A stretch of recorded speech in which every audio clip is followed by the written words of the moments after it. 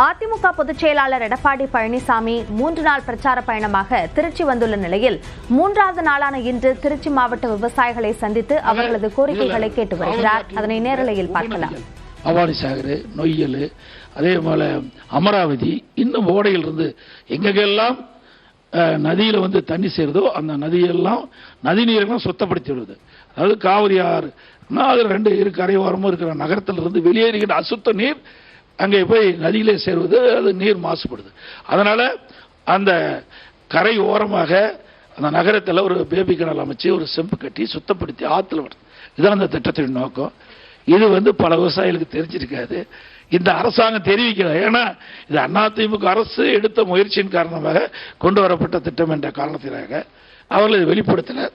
இது இப்படி நதி நீரை சுத்தப்படுத்தி நமக்கு குடிப்பதற்கும் விவசாயத்திற்கும் இதை பயன்படுத்திக்கிட்ட பொழுது பல பூச்சி தாக்குதலுக்கு உள்ளாகிறது. ஏன்னா கெமிக்கல்லாம் கலக்குது.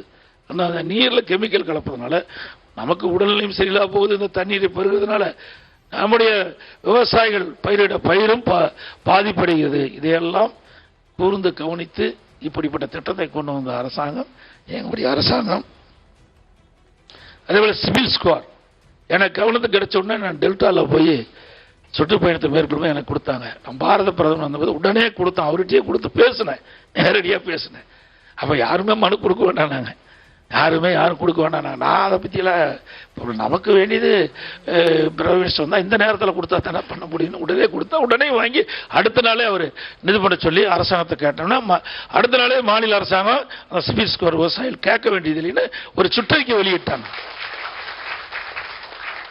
அதே போல விவசாயிகள் உற்பத்தி செய்யப்படுகின்ற நெல், அந்த நெல் முட்டையெல்லாம் அதிமுக ஆட்சி கண்டு உடனுக்குடன் அந்த நேரின் நெல் கொள்முதல் செஞ்சு அவருடைய வங்கி கணக்கில் வர வச்சாங்க. இப்போ இந்த ஆட்சி வந்த பிறகு இன்றைக்கு விவசாயிகளிடத்துல அந்த கொள்முதல்லாம் திறந்த வெளியில் அடிக்கிறதுனால மழை காலத்தில் பெஞ்சு இன்னைக்கு பல விவசாயிகள் நஷ்டமா வச்சிருக்காங்க. தமிழ்நாட்டின் பல்வேறு பகுதிகளுக்கு சுற்றுப்பயணம் மேற்கொண்டிருக்கும் எடப்பாடி பழனிசாமி திருச்சியில் விவசாயிகளோடு கலந்துரையாடியதை பார்த்தோம்.